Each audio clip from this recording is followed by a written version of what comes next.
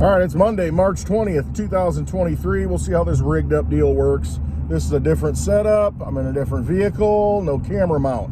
So anyway, today's the Equinox. What's that mean? Equal days, dark and light. As of 4:30-ish Central Time, we will hit the Equinox period. And then after that, every day will become longer. There will be more sunlight, less dark. Might be a good thing. Camera's over here, not over here, Westwood.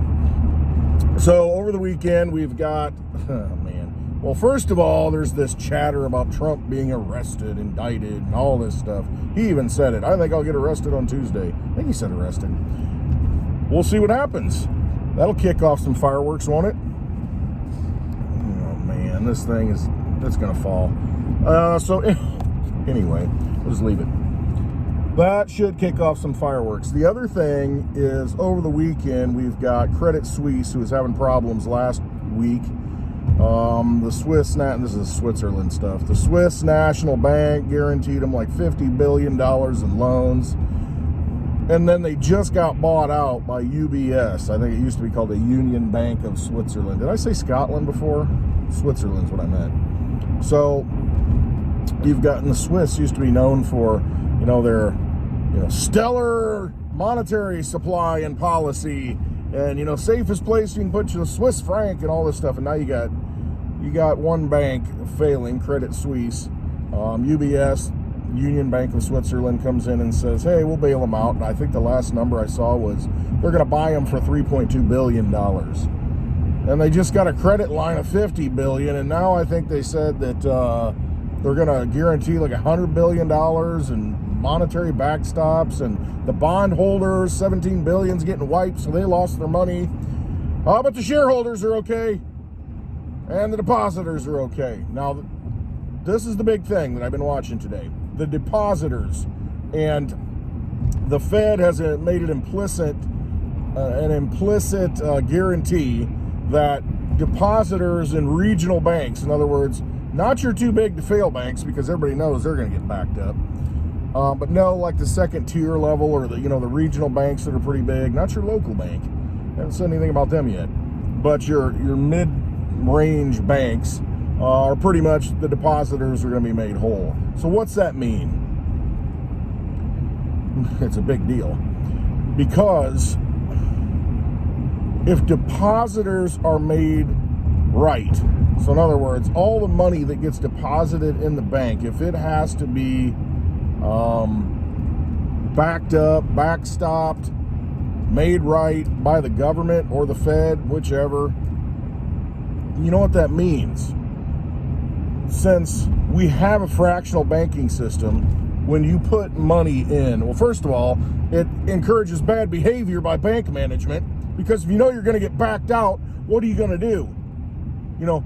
Okay, so you're like the country club son. You go out and get a DUI like Paul Pelosi, and nothing to worry about, daddy will bail me out. Or I got the money to bail myself out, I ain't worried about it, who cares? And so it encourages bad behavior, because you never get stuck with the crime. You always get away with it, so what difference does it make? And that's what you're encouraging now in the banking system, by having the Fed step in and backstop it all. The other thing is, you already know, everybody knows, $250,000 is what the FDIC is going to insure. That's what they say. So if you've got $400,000 in a bank, that's your fault. You lose. You deserve to lose, because you know better, and yet you do it anyway. All you got to do is take $250,000 in one bank, $150,000 in another, and you're covered. But instead, you leave it all in one bank. Why do you think banks are going to take care of your money? If you have any sense with money at all, you should know that that's not the case. The banks are not your friends. Fractional reserve banking. They're going to take that money, they're going to loan it out 9 times, they're going to get in bad investments, it's going to pump the mortgages, the property prices, real estate taxes go up, the counties, the municipalities, they're all happy because they're making more tax money, because the banks are funding all these loans that go up. College education goes up ridiculously high because, hey, we're just funding the money. Whatever you need. Boom, boom, boom. Okay, now, when that starts to unwind, like it is right now, then all that goes away. So if you've got your assets in any of those things, you got your assets in mortgages, commercial mortgages, all that stuff, it's going to unwind now. You're going to lose. You're going to lose big time. And if you're a depositor in these banks, it's going to roll back on you. But we're going to cover you. We got your back as the government. Do you realize how much money is going to have to be created to back up all this? Because they're going to cover everything. And so what happens is, I think, they're going to keep covering it. Banks are going to fail, and pretty soon they're going to say, listen, you guys have all screwed everything up. You banks, we need to fix this. Let's centralize it and create our Fed now and our new CBDC. And that way we can manage it centrally, because we can't trust the COOs and the CEOs. You know, they've been engaging in bad behavior, even though you're regulating the crap out of them, but they still got away with it. What's that say about regulation? So it's all going to fall, crumble, blow up everywhere. They're going to try and backstop it. Pretty soon they'll just say, essentially nationalize the whole thing. We'll just centrally control it with a CBDC and everything's going to be fine. We got it then. Then we can control it.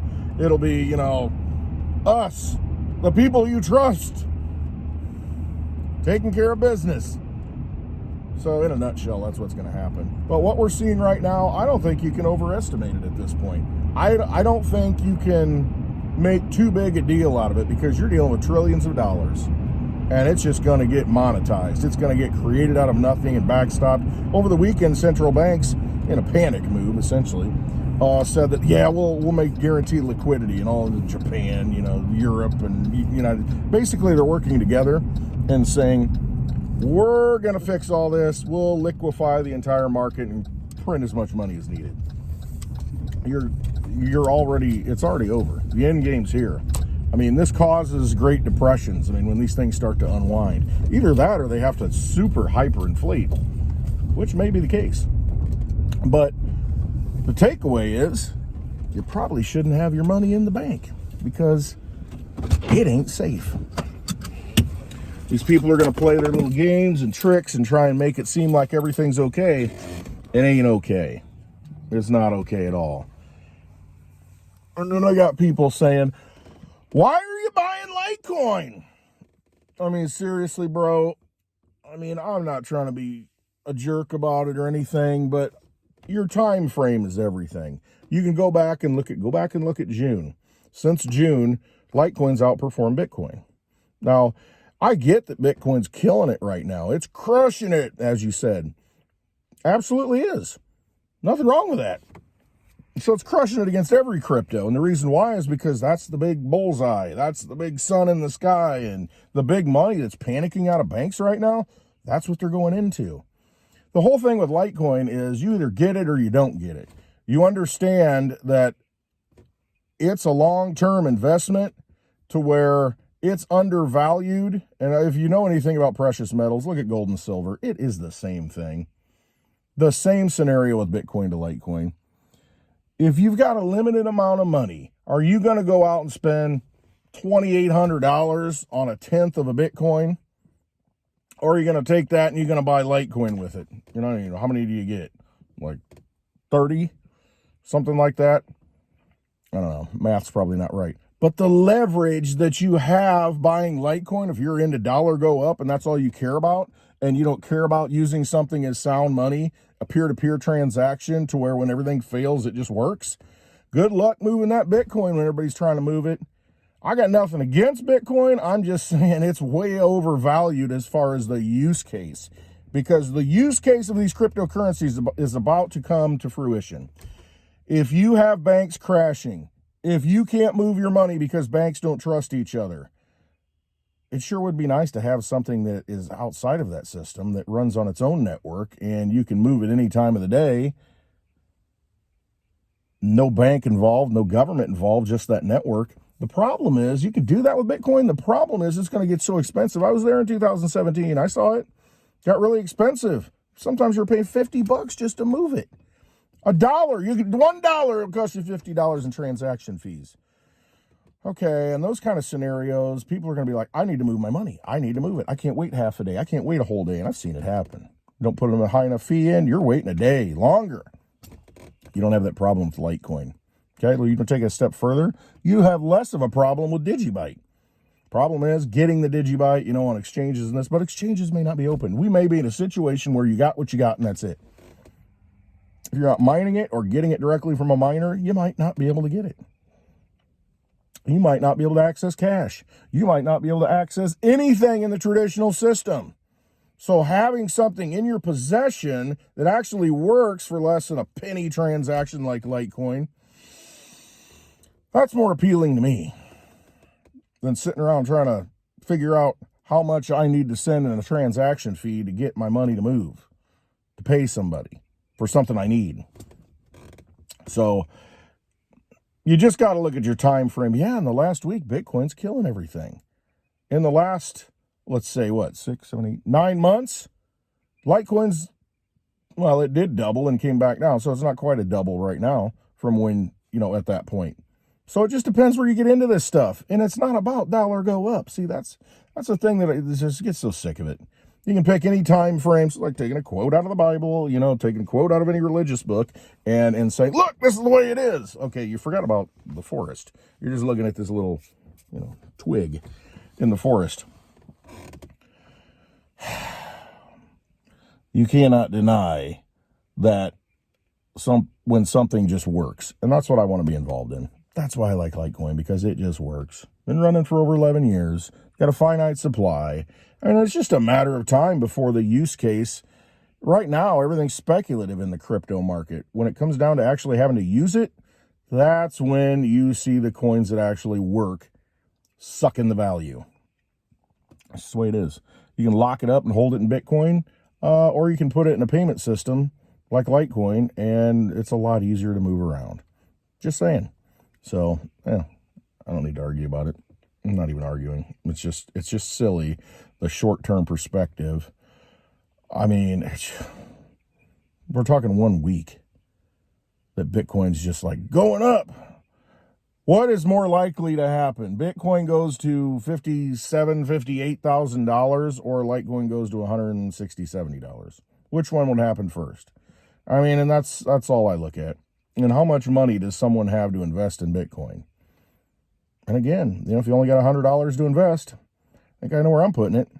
Because at some point, that $100 might take 50 to move. Anyway, so banks are crashing. Look at things that have value, sound assets that you can move around, have in your possession. And to me, it's Litecoin. DigiByte, a little bit more down the road. But you know what? When things crash, I want things that work. Litecoin, baby. Be careful with your money out there. Realize that the whole thing's falling apart. And it's already gone. I'm telling you, it's already done. And they're just trying to keep you playing in that vampire casino a little bit longer.